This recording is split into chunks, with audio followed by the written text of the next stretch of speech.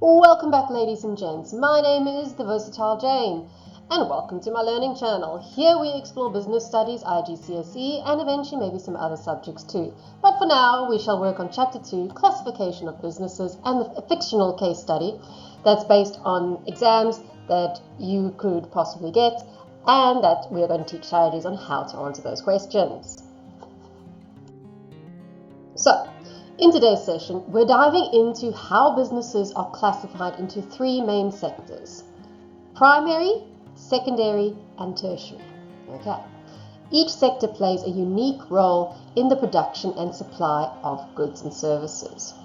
Remember, I'm using South African examples. You guys can also consider these similar examples in your country as well if you're from a different place. So, in SA, we have a huge diverse economy. And an example of our primary sector is mining. Car manufacturing is part of the secondary section, and tourism for tertiary. Looking deeper into the primary stage of production, this means we are looking at extracting natural resources. This is the world's most precious resource. We need to control as much of it as we can. Agriculture farming. Mining, meaning we are getting minerals from the ground, we're getting gold from the ground, we're getting something from the ground. And forestry. Please, this does not limit us just to land. This also includes the sea. So some fisheries are also involved in the primary sector. Okay. Our example for SA is we are the world leader in gold and platinum mining. And the mining industry areas are in Mpumalanga, which is obviously very crucial to our economy and employs thousands upon thousands of people in there. Moving on to the secondary stage of production, this basically means raw materials are now turned into finished or unfinished or semi-finished goods, usually finished or semi-finished, okay? This means, for example, if we're doing manufacturing of cars, instead of producing the whole car in one go, which means it's a finished product, it might actually include different parts being made in different factories, and then all of them arrive at one factory for it to be put all together, hence semi-finished product. Okay, so an example for us is in PE, or Port Elizabeth, or Gqeberha, if you know all our updates. A major car manufacturer is Volkswagen, and we have an assembly plant. We produce vehicles for both domestic and for international markets. And out of interest, not all the cars that are made in an industrial car manufacturing is actually used in the same country. I learned this a while ago, where some of the cars that we manufacture, we don't even get to see. They go off overseas, somewhere else. So just so you know, it's not just what's made in your country is used in your country. It can be made in your country and then off somewhere else. So now we move on to the last sector, which is the tertiary stage. So this means we are providing services rather than goods. Services can mean either financial, like a bank, retail, groceries. I'll be $1,487.56. And healthcare. So if I change those words a bit more, finance, like I said, is from banking. So someone is taking your money and keeping it safe for you and maybe even investing it. Then there's retail. That means obviously a product is being sold on your behalf if you're a business who's trying to sell something, and that'll be sold at a retail market. And then we've got hospitality, like I said, hotels, or if you go on game drives and game reserves, that's also a form of hospitality, or at least tourism, I should say, not hospitality. And then healthcare, so looking after you if you are sick or ill, or whatever may be the issue at the time. So a big example in SA is Cape Town, because it is known for its tourism, especially with overseas people. And so our biggest tourist attraction in Cape Town is Table Mountain, Robben Island, and obviously around those areas, we've actually got what's called hotels and tourism companies taking you guys for tour guides, basically. So that is kind of the idea with those three sectors. So now let's consider something. Do you think that every country stays the same? So most of the time, usually a country would be mainly a primary sector country or a tertiary sector type of country. So in SA, we are mainly based with, I'd say, natural resources, so primary. As I said earlier, we're known for our mining. And then we are also known for our secondary sector, where we are producing products to go overseas right now. Not so much of the, what do we call it now? Sorry, if my camera bumps, that is called my cat, who is falling in love with this thing. And I'm trying to finish this damn chapter. Hold on. You do not want to know the last 10 seconds of what I just had to deal with. But let me show you the culprit. Me, this is Gabby. He does not like being on camera, but today he shall be on camera. I'm actually more impressed that he's staying still. But yes, this is Gabby. So if my camera moves, this is the reason why. Alrighty. Hair everywhere. Let's carry on. So, I was working on, is every single country going to stay the same? Please don't. Okay.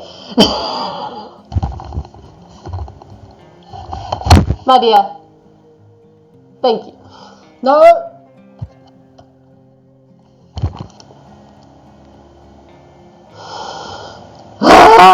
Take 3. Okay. So, not all countries stay the same. So, we basically, as I said in South Africa, we're mainly focusing on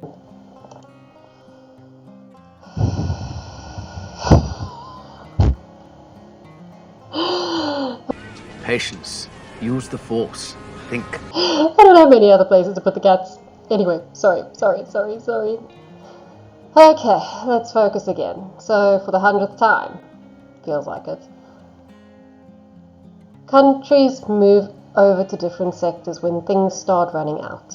That's what I'm trying to actually say. So, as South Africa is now running out of gold and minerals, that means we actually now have to move on to other type of sectors.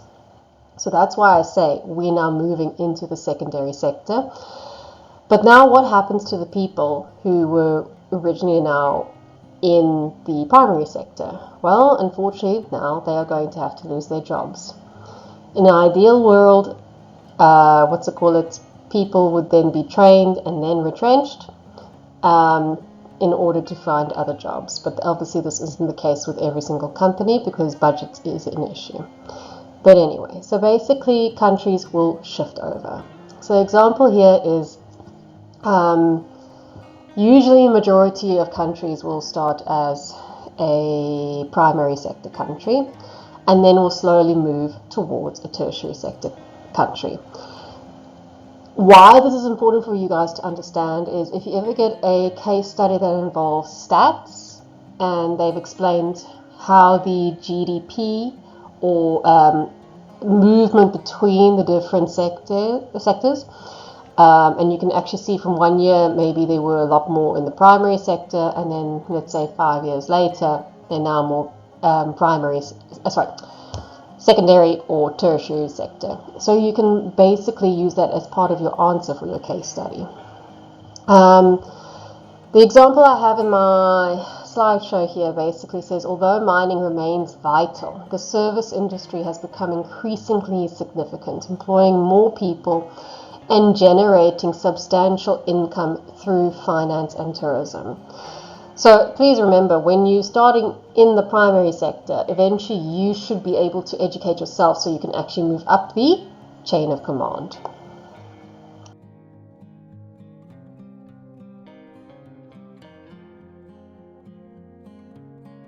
Moving on, we're now working on the mixed economy. So Mixed economy basically means we have both private and public sectors. Now, I've just given you 3 sectors already, but that is to do with where do we get our resources from.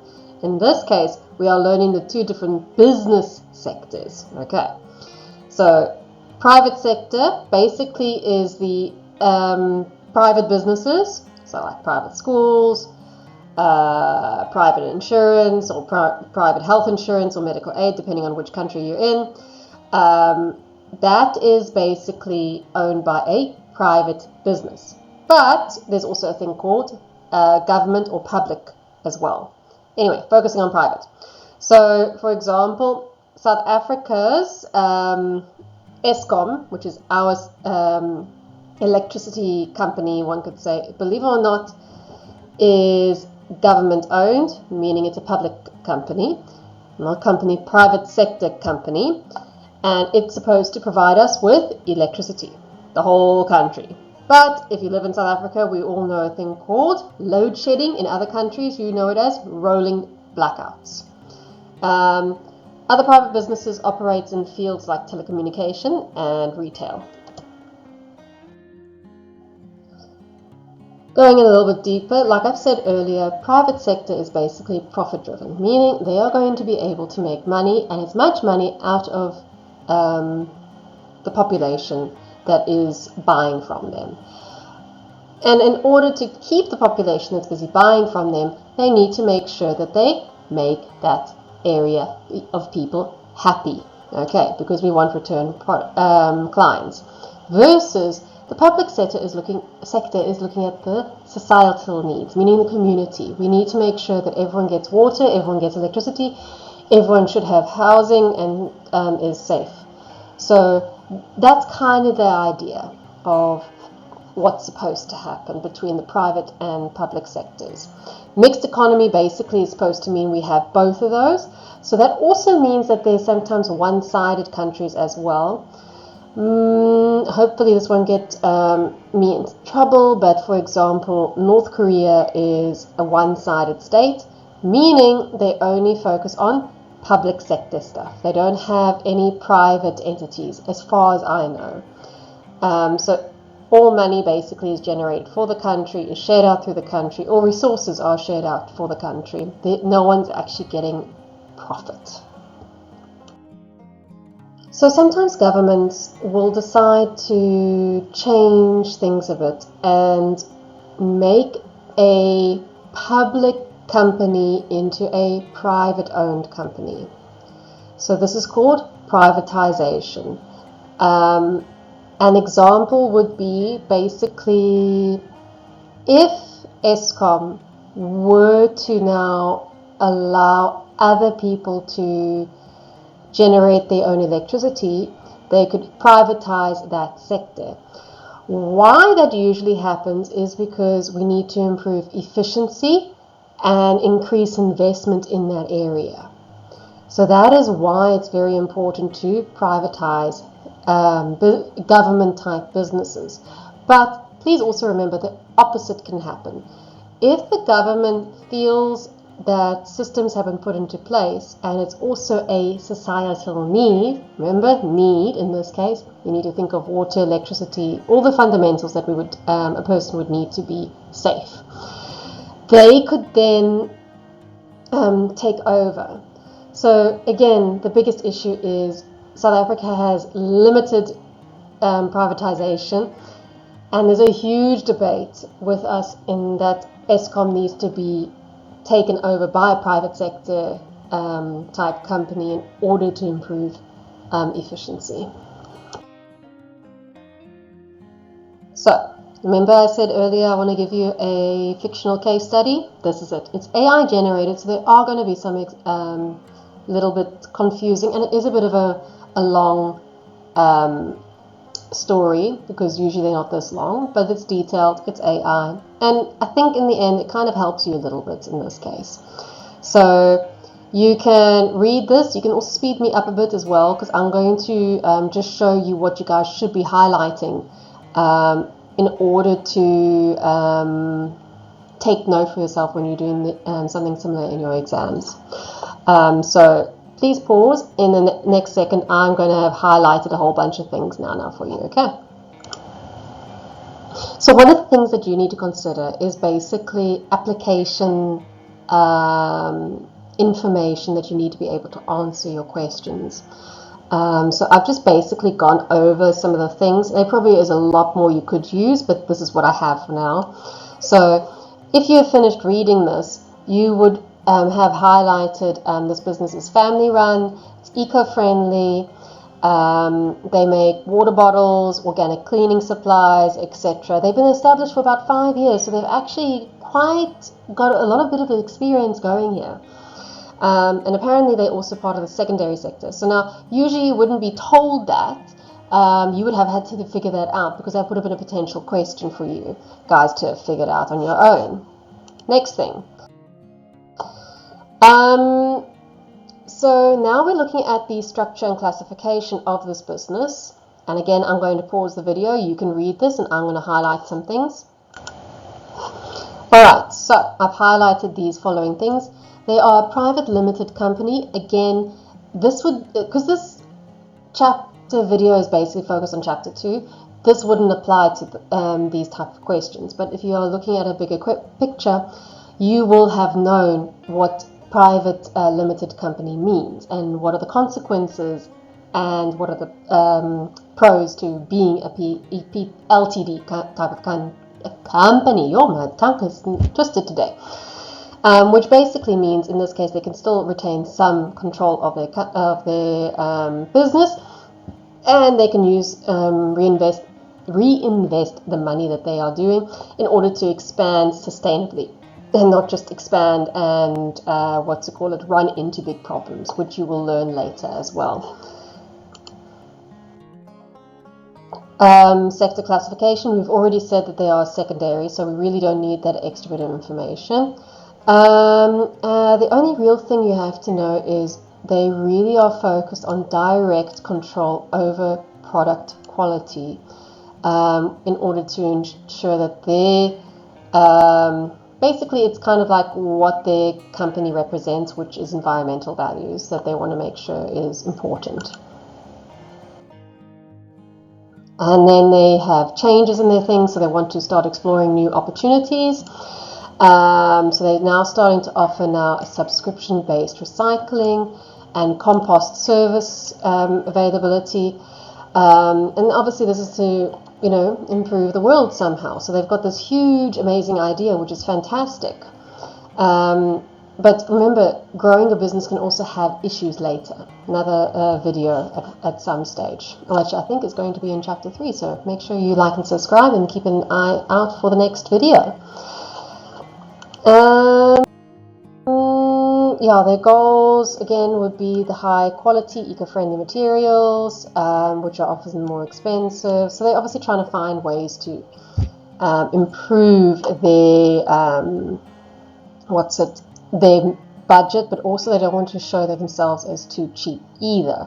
So again, it's that kind of focus on how are they going to improve themselves. Alrighty, their goals, again, broader range of services, which we spoke about earlier. Renewable energy for their manufacturing facilities, so we're looking at solar power stuff. So again, like I said, it's AI. This is kind of a very long case study. You would never get this type unless it's a paper 2 type question. You might actually get all this information there. Alrighty, so what you could do is you can pause this video, and I would like you to please answer those 5 questions. Note, knowledge and understanding, that's usually just like basic definitions or facts that you need to remember.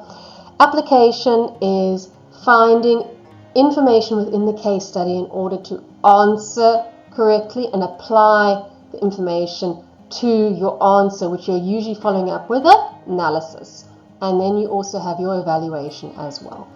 So that's usually when yes, you agree to something, or no, you do not agree to something. So pause this video and answer these questions on your own.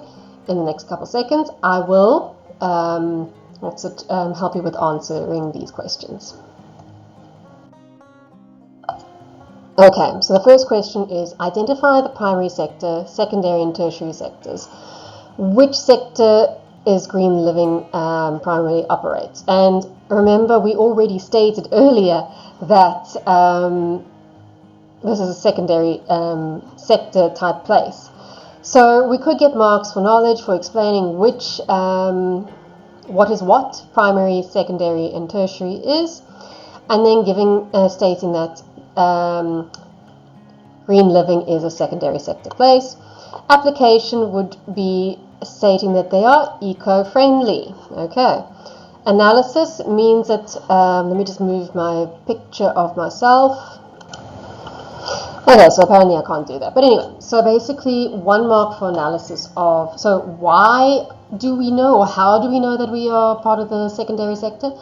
Other than stating that our application is eco-friendly. Also, we can say it falls into the secondary sector because we provide semi-finished products. So we're not the one selling it, somebody else is on our behalf, but we're the one manufacturing it. So an example would be the primary sector involves extracting natural resources, secondary talks about manufacturing the resources into finished products or semi-finished products, and then tertiary is the healthcare retail sector. And obviously Green Living is primarily in the secondary sector, as it mainly focuses with eco-friendly home products. Yeah, that's kind of all you're looking at the moment for that type of answer. You might get 3, but I mean, in this case, don't worry too much. Okay, next one. Discuss how GL's possible expansion into subscription-based services would affect its classification. It is worth 4 marks. So we're looking 1 mark for knowledge, 1 mark for application, and then analyze. Okay, so an example, if you haven't read this part already, would be by offering a recycling and composting service. So that's our application, so that's 1 mark. GL would be able to expand in the tertiary sector. So then in that case, that means we are talking about, if this is app, then this is going to be analysis, one of our analysis marks. So that's a 1 mark there. And adding a service-based revenue stream. This diversification could attract more customers. So again, that's another analysis we're going through. And enhancing the business value of the sector classification. Now, if you remember, we also spoke about business value. Okay, so you would get about 3 marks again, or 4 marks, depending who's marking your question paper. Next one, okay, explain 3 advantages and disadvantages of GL remaining a private limited company. So you would have had to study the next couple chapters to know about private limited companies, and you need to know their advantages and disadvantages. So we have to explain. So this is more about knowledge and analysis, because those 2 go together, and you would have to give an application mark as well. So 1 knowledge, which is linked to an application example, which is linked to your analysis. Okay. So an example here would be advantages. Emma and Leah retain full control over their business decisions. So that would be an application. And obviously limited liability to protect, which is knowledge, and easier to maintain company values and sustain practice without pressure from external shareholders would be part of the analysis. So you can see how your marks would be easy to get, 1, 2, and 3. And over here it says limited access to large amounts of capital for expansion compared to a public type company. Responsibility for funding growth through retained profits, meaning we're keeping the profits in order to expand our business, which means we're going to slowly expand. So in this case, you would only get about 2 marks, to be honest, because limited access to large amounts of capital would be knowledge, and then responsibility of funding would be more about and. So we would have to find something to be able to make our application mark here. So you would get about 5 marks. And again, remember, this is now AI busy answering, okay? Outline 2 benefits and 2 challenges GL may face when sourcing eco-friendly materials. So in this case, either depending on the case study that you're having, or you would have to kind of bring some application from your general knowledge, okay? Again, to be able to get 6 marks, you need 1 knowledge, 1 application, and 1 analysis. Let's see what AI said to answer their things. So an example answer would have been positive brand reputation, which is true when you are looking at local sourcing of eco-friendly materials. So yes, positive brand reputation would be an "and."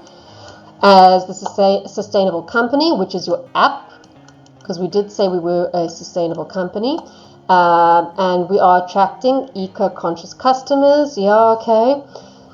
Compliance with environmental regulations, which may give competitive advantage. Yeah, so I would literally say an "and" and an "app" here. I wouldn't give much knowledge, to be honest.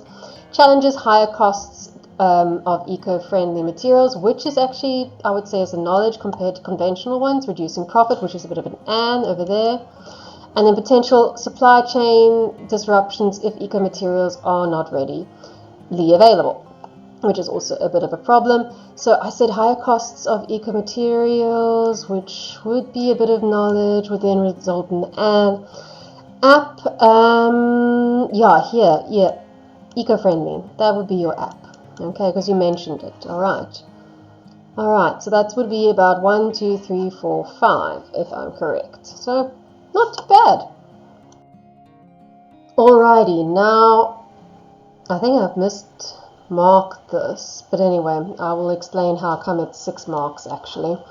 Evaluate how GLs focus on sustainable impacts and discuss its classification and long-term business objectives. Again, this is going to be a bit more in knowing the rest of the textbook, but in this case, again, you would have to think of 1 knowledge, 1 application, and 2 for analysis and 2 for evaluation. Okay, so the question now is, how do we get these marks?